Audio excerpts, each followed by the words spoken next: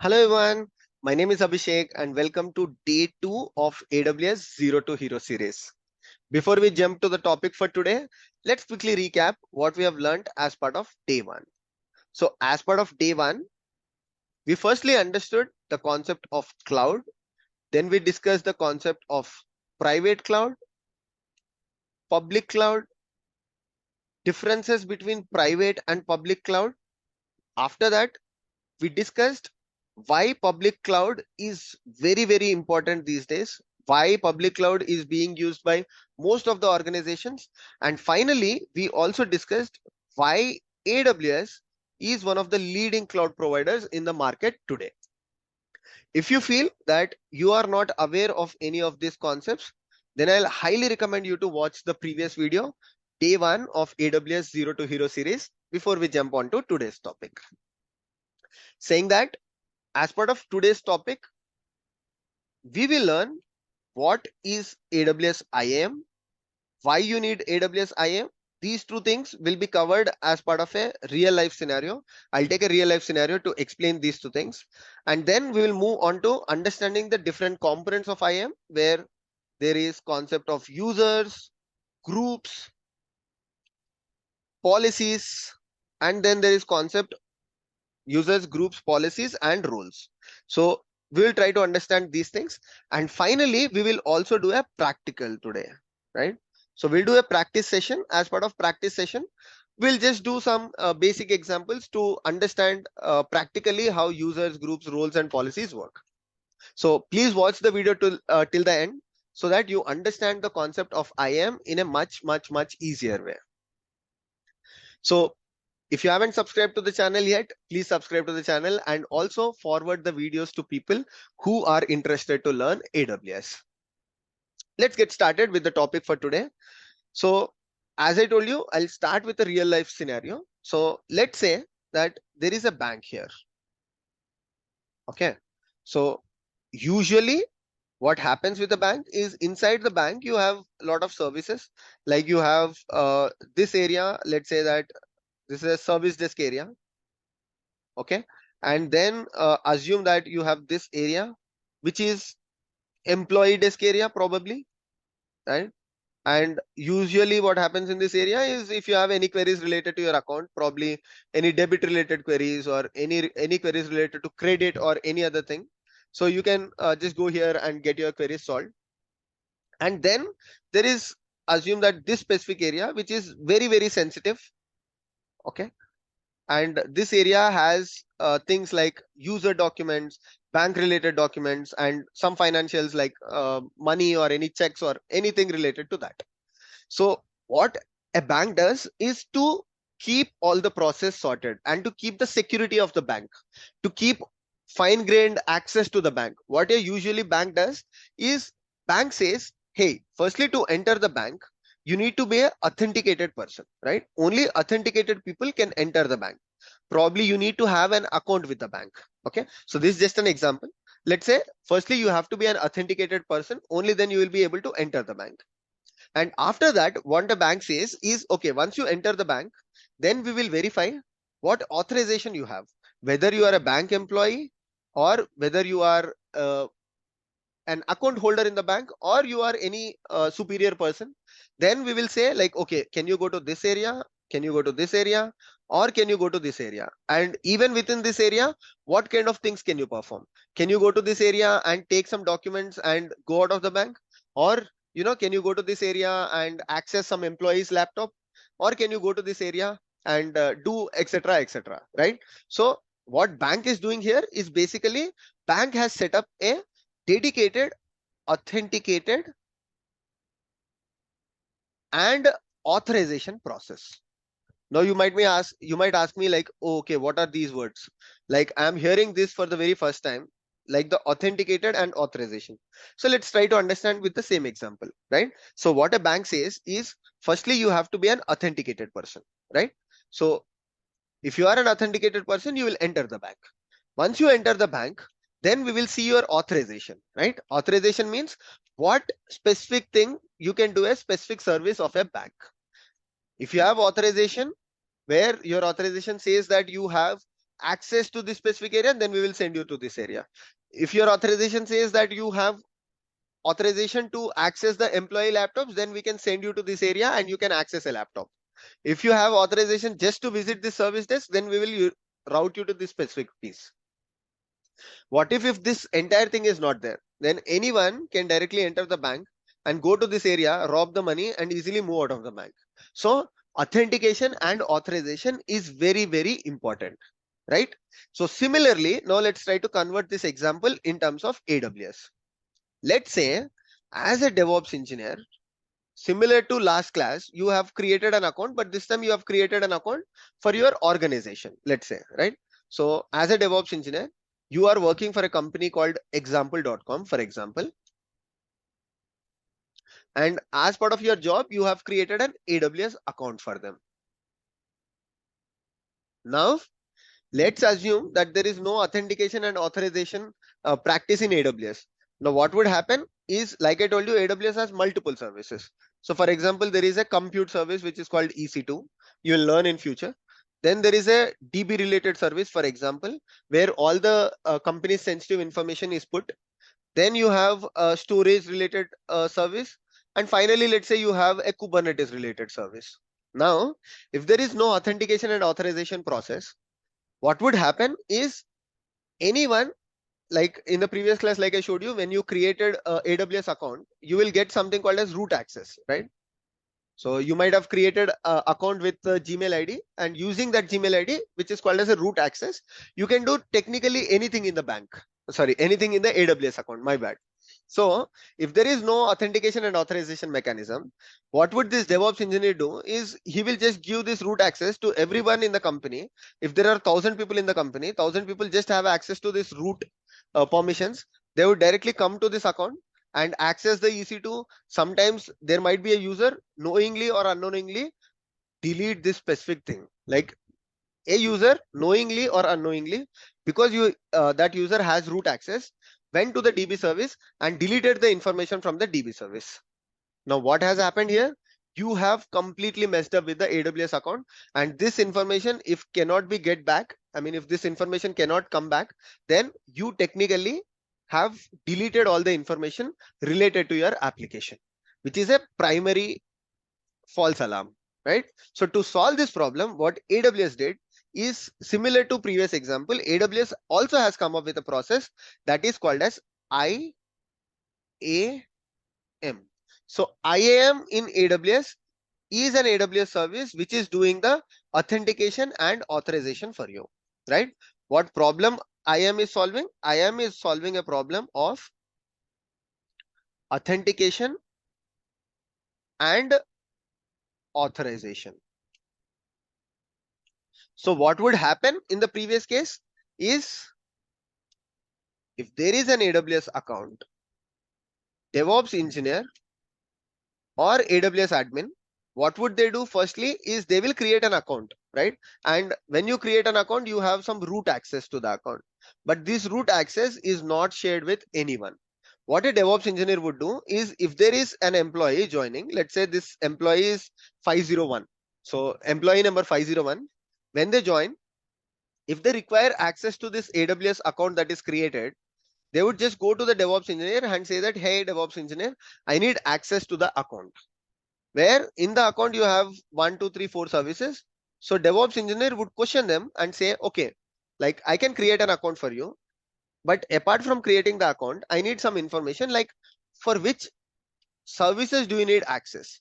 Then this 501 person would say that, hey, I need just read access to DB, and I need access to one more service, let's say Kubernetes service. So DevOps engineer would go back and create a user for this person, right?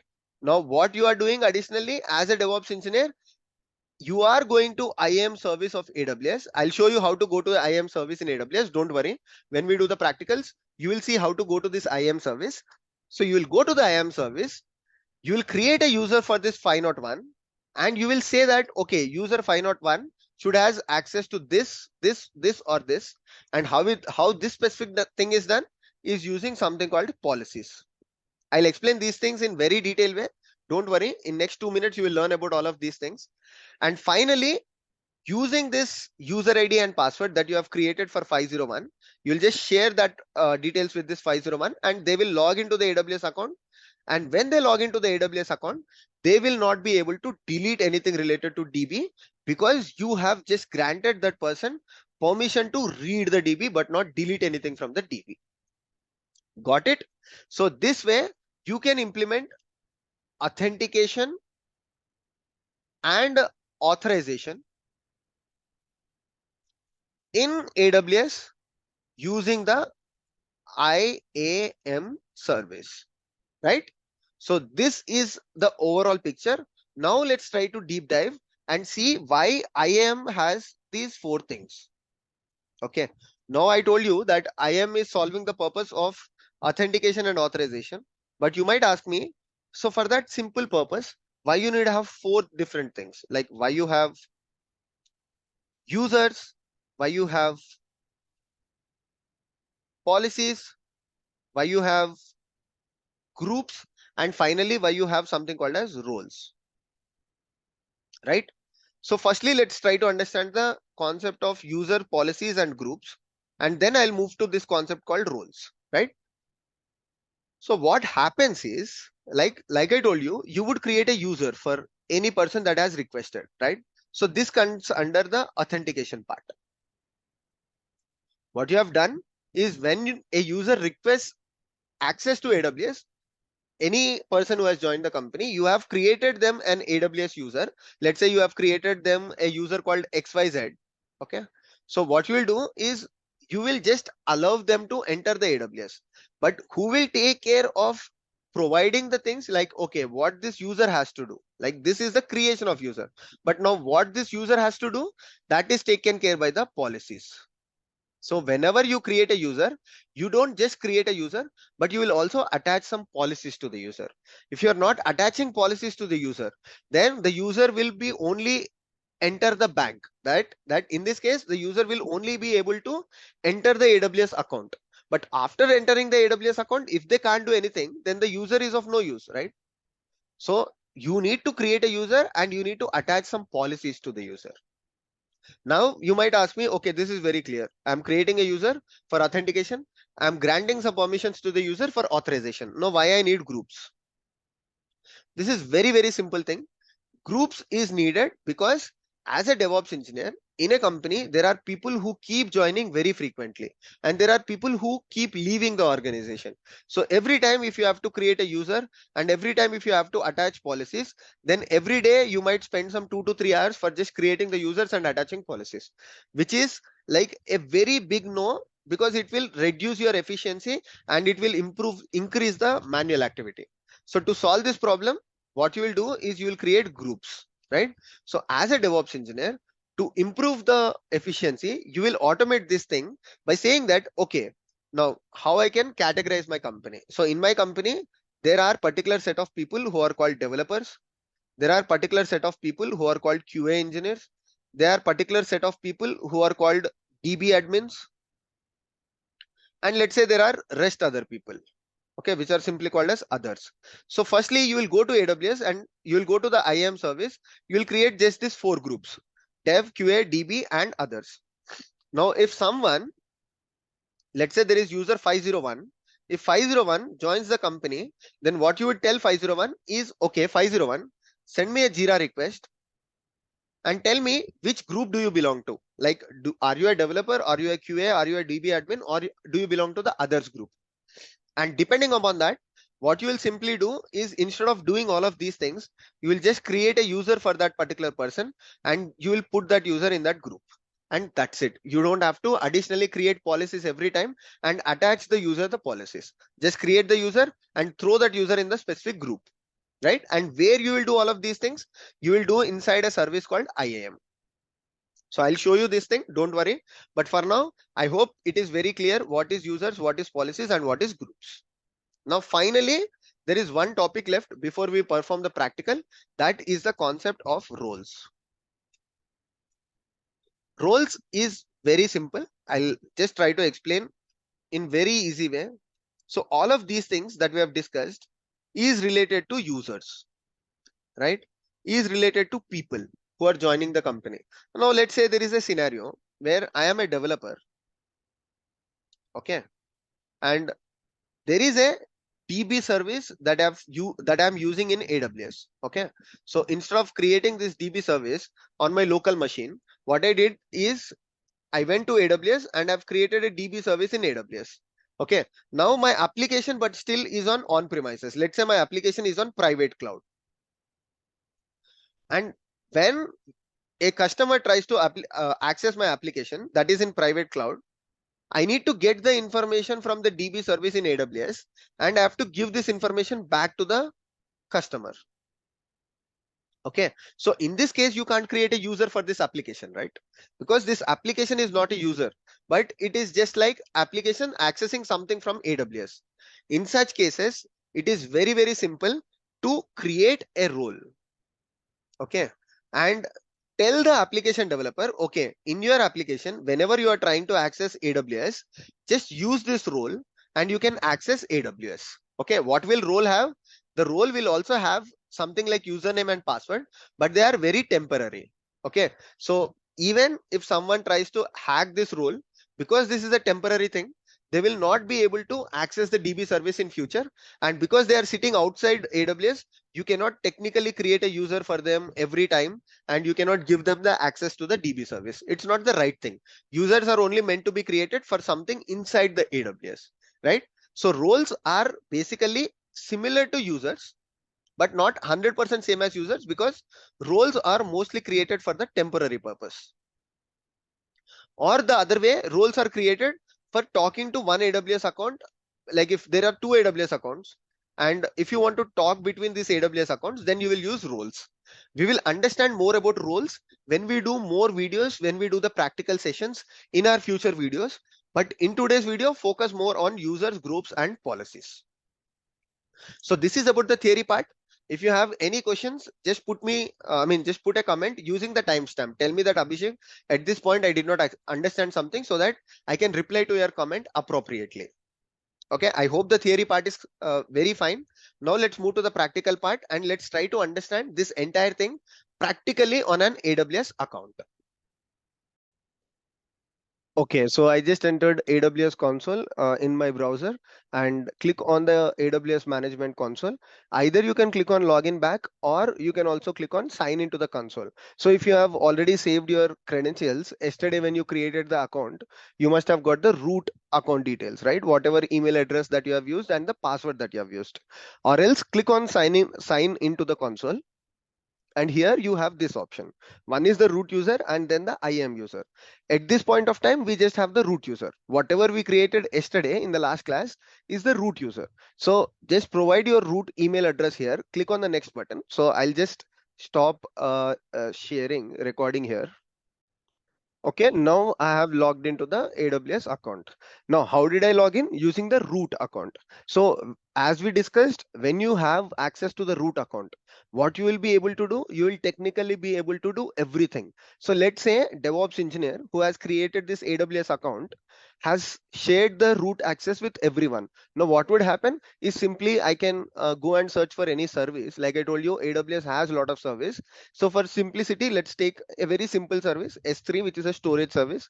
Let's say in this account, a random person who has probably less idea about AWS just went here and randomly clicked on something and deleted. Okay, so this is COPS. This is my Kubernetes cluster, something that I've created in the past. And if someone deletes this, then I lose a track of everything, right? So whatever I've created, this person with root access has deleted things. So for this same reason, what we will do is to avoid such problems, we will use authentication and authorization using the AWS IAM service, right? So what a DevOps engineer will do, or what a person will do once he creates the account, like this is the root account, right? So what I'll do is firstly go to the IAM service in AWS. So this is the IAM service.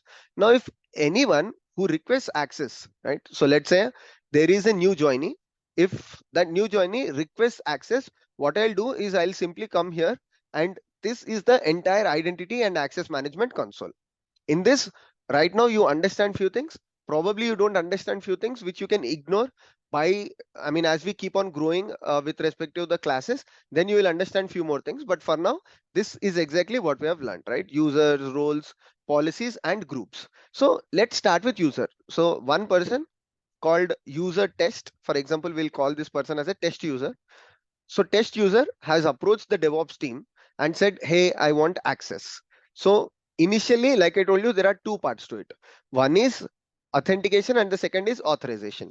So as part of authentication, let's say you just created user for the person. So someone came to you and you just said, okay, let me create user. So you'll click on this button and you will create something. Let me add a new user. Let me call this user as test hyphen user hyphen 501, for example.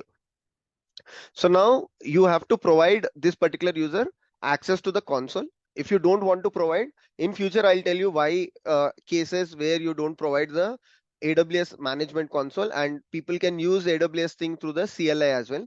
That means they can use through the terminals or command prompt as well. But for now, people will request you access, and what you have done is you have granted them access using the AWS management console. So similar to your root user, they will log in with the username called test user 501. And what you need to do is specify, are you providing console access to a person? Yes, you are providing. Specify user in identity center. I want to create an IAM user. For now, just click on I want to create an IAM user and not bother about this thing for now.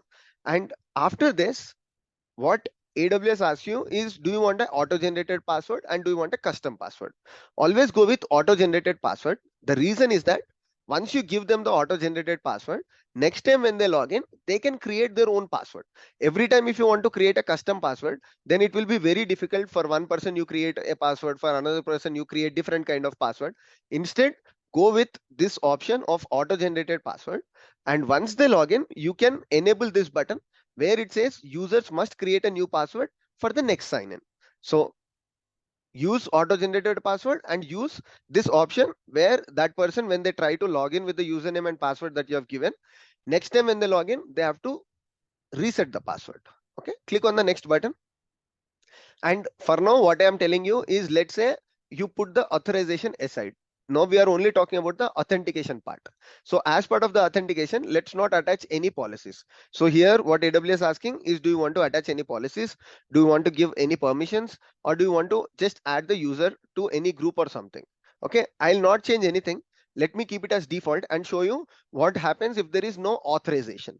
Like I told you in the bank example, if there is just an authenticated user and there is no authorization, what would happen is that that person can enter the AWS account, but he will not be or she will not be able to create, delete any resources. That is exactly what we will see using the practical as a first step. Then we will attach the policy and we will see what exactly that person can do using the policies. Okay, now click on the next button. Perfect. So test user 501 is the name.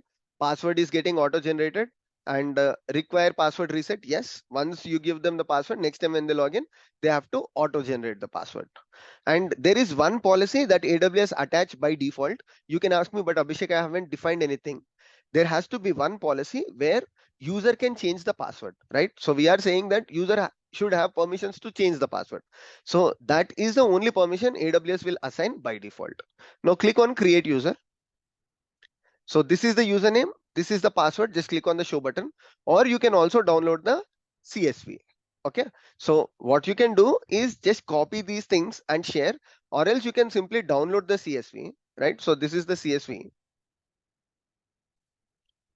Let me open the CSV for you people and show how exactly this is.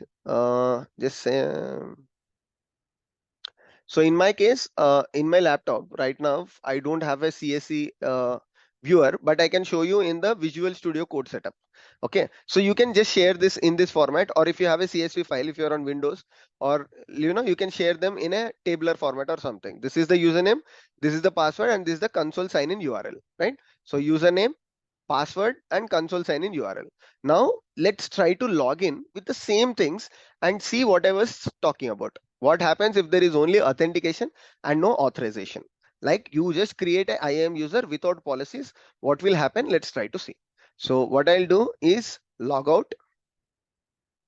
Just sign out of it. And now I will sign in. Just again go back to sign into the console and sign in using the credentials and the user that you have created. Click on IAM user button. Provide the account ID. What will be the account ID? The account ID is part of the URL. For example, we got this thing here, right? Let me show this one more time. So this is the thing that we got, and this is the account ID. Just copy this account ID, okay, and paste it here. Once you click on next, then AWS will ask you, okay, what is the IAM username and what is the password? What is the IAM username? Test hyphen user hyphen 501. And what was the password? The auto-generated password. Now see what happens is when you try to enter, AWS will tell you that authentication information is incorrect. Okay, probably I might have missed something. Let me just retry.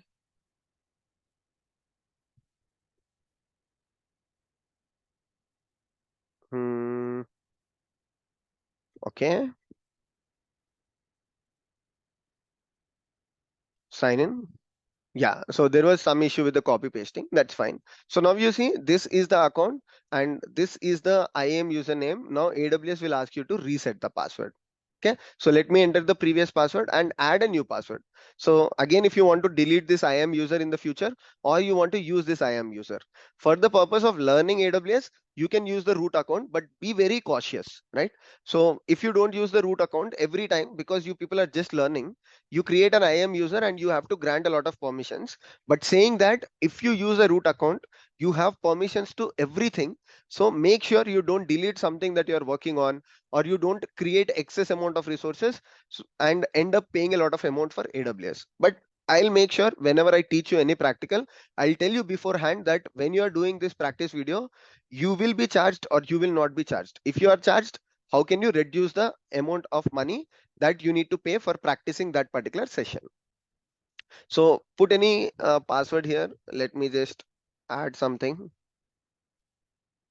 I'll delete this IAM user afterward, so I don't mind putting any password.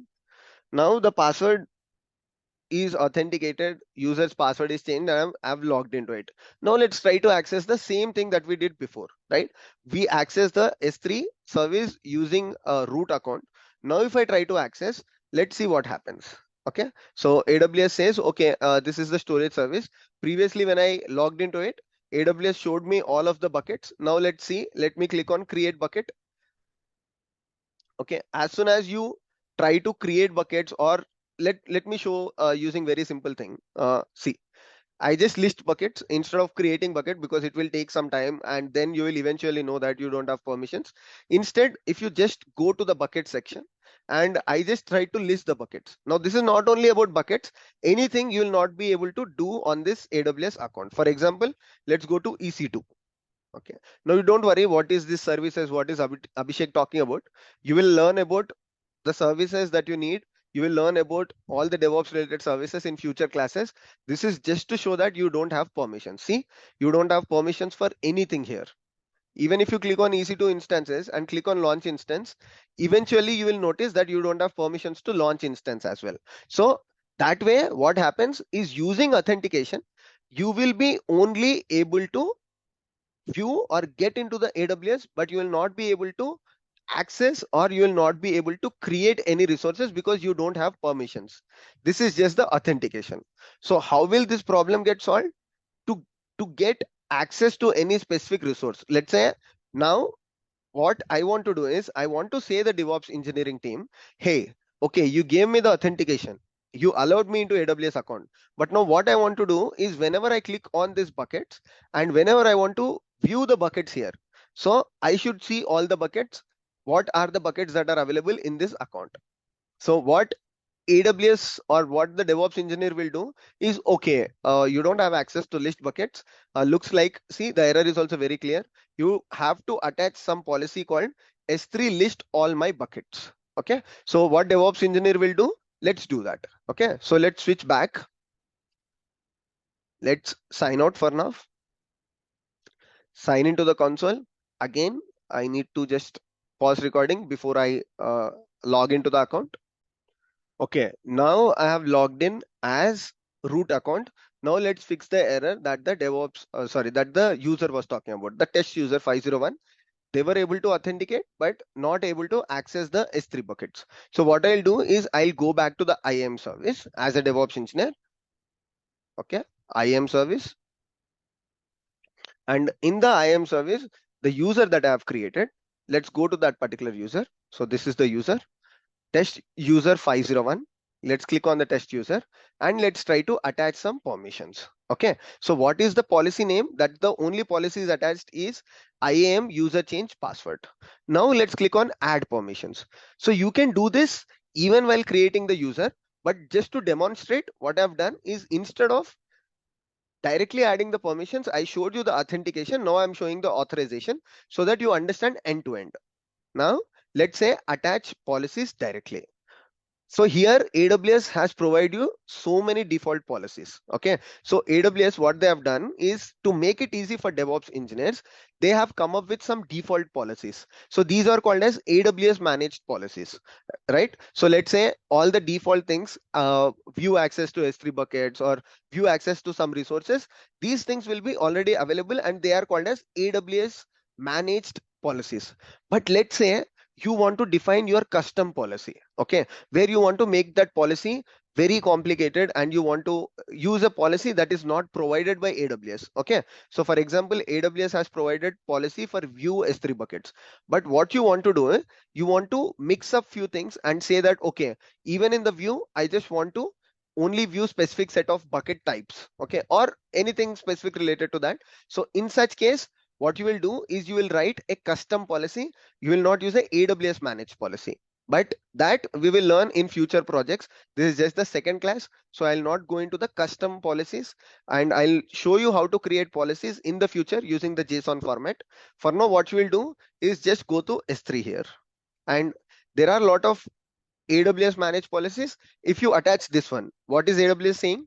AWS will give you that particular user, test user 501, S3 full access. So that person will be able to do everything in S3, like create, delete, list, and everything. Okay. So to show you everything at once, let me grant you this permissions, or else you can just grant this one, AWS S3 read only access, or you can just try AWS S3 write access, or anything that you would like to.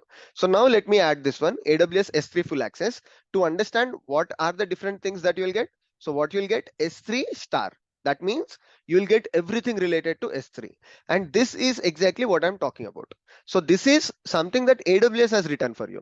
So how you will write policies is using this JSON formatted structure.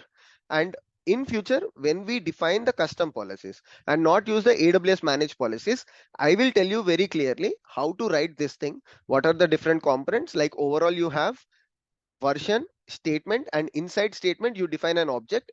Inside object you have three actions. One is effect, one is action, and one is resource. So what is the effect? Do you want to allow, or do you want to not allow? Okay, and then allow or deny, and then you have action. In action you can say what are the permissions for the services that you require, S3, EC2, etc, etc. And finally resource, where you can mention a specific thing, like you say don't give access to all the S3 buckets, but just give access to one S3 bucket. So these things you will learn in future, but just because we are here, I thought I'll just explain you, but don't worry about these things. The custom policies, because this is only second class, I don't want to go in there and confuse people. Now just click on the next button, add permissions. Okay. Right now it shows that, okay, you will have Amazon S3 full access and you have IAM user change password. So who has these permissions? The test user 501. Now let's log in back as test user and see if I am able to view the S3 buckets and create the S3 bucket. Okay, so let us understand if policies is adding authorization or not. Let me log out here and log in back as test. So that's the reason why I asked you to download the CSV, so that every time you do this exercise, you can simply put CSV, open the CSV, just copy paste the username password. Okay. So go to IAM user, provide the account details. So I'm copying it from a different tab. Probably you will not be able to see. Now go to the username. So just copy this one here and then put the password,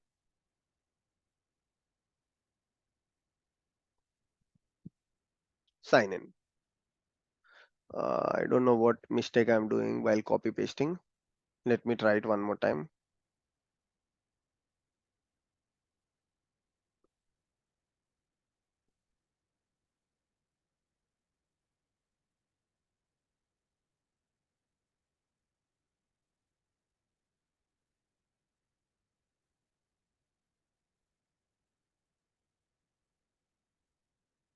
I think there is some issue here with respect to password. Oh, my bad. We changed the password. How stupid is this? Okay, sorry. So I'm just using the password that AWS gave me, the auto-generated password. Sorry for that. But anyways, now I have logged into the AWS account. We have reset the password. I forgot that. I was thinking something. Okay, now let's go to this S3 bucket section and see if we are able to list the S3 buckets. We are able to see the S3 buckets. Perfect. Now using the test user 501, you are able to see the list of buckets, which we did not see previously, but we were able to log into the AWS account. So what did you understand here? Users are used for authentication. In IAM, there is a specific section called user. Using user, you can authenticate to AWS account. And then you have something called as policies. Using policies, you can authorize things in AWS. So for example, this is the same thing. We have authorized S3 buckets. We have, as a DevOps engineer, I've granted this test user 501 authorization to list buckets and also create bucket. If you see, if I can click on the create bucket section and just put things like test bucket, even if you don't know what is this bucket and all of these things, don't worry. Right now you are just trying to understand IAM, but you are not trying to understand bucket. So just give randomly the name of the bucket, click on create bucket, and your end goal should be to witness that, okay, okay, here you have to give random name because in S3 bucket names are global. Just give some very random name here. Probably let me call it as my AWS demo test bucket 1. Okay, create bucket. So see, I was able to create bucket as well using the test user 501. So I hope you understood the concept of authentication and authorization using users and policies in IAM. Now let's see what is the functionality of group. Okay, so like I mentioned you, here I have created a IAM user, right? And I have attached policy to the IAM user. Instead of this, what I can do is I can go back as a DevOps engineer using the root or using my personal AWS user, IAM user, which has all the permissions. What I can do is firstly, I will create groups. And whenever I create a user, I'll just add the user to the group so that I don't have to do this exercise. In case of AWS managed policies, it's still fine. But in future, when we write custom policies, always we have to attach this custom policy. It gets slightly difficult. So if you have groups, it is very easy to organize. In future, if you want to add one permission, right? So let's say 501, 502, 503, 504, all of them belong to the development group. But you did not use the concept of IAM groups. Okay. And you have created all of those users 501, 502, 503, and 504.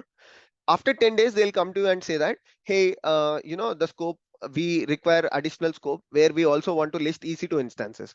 Now, what you need to do as a DevOps engineer, you will go to 501, attach policy for listing EC2, 502, 503, 504. So you have to do it 4 times. But instead, if you have the concept of group, what you will do is firstly, you will create a group for 501, 502, 503, 504. Let's call them as development group. And you will attach them policy S3 list. In future, if they come back to you and say, hey, all of us need access to EC2 list as well, you can simply go to the group and you can just attach that policy. Now all 4 of them will get the access for EC2 listing, right? So this way you can reduce the manual effort that DevOps engineers has and improve the process of authentication and authorization. Let's see that as well very quickly. So every time I have to sign out and go to the IAM user, and that is a good practice as well. Never use the root user. In interview, if someone asks you, are you using the root user? Say that we don't use root user. As a DevOps engineer, there is a DevOps engineering team, and for each member, when we created the AWS account, we have created IAM users for DevOps engineers, and we granted access for the DevOps engineers. Like what access does DevOps engineers require? Creating users, access to most of the services. In case there is a fresher DevOps engineer, or in case there is a DevOps engineer who is not much experience, you might not give them delete access, right? Or for DevOps engineer, you might give all the access. So even if you do that, do with the IAM user, but not with the root user. Because if you do with the root user, even if there are 4 members in the DevOps engineering team, you will never know who deleted a particular thing. In case someone deletes something, you'll still not be aware of who deleted that. So always go with the IAM user practice. In interview also, you will say that as a DevOps engineer, I'm using IAM user, which has majority of access on the AWS account, because we are like admins of the AWS account. But apart from that, what we also do is we create IAM users. If there is a new developer, we create IAM user for that person. If there is a new QA person, we create IAM user. And we have the concept of groups. We just attach the user to the group. Okay. Now let's see how groups works, right? So it shouldn't take much time. You will simply understand it. Sign in using the root email.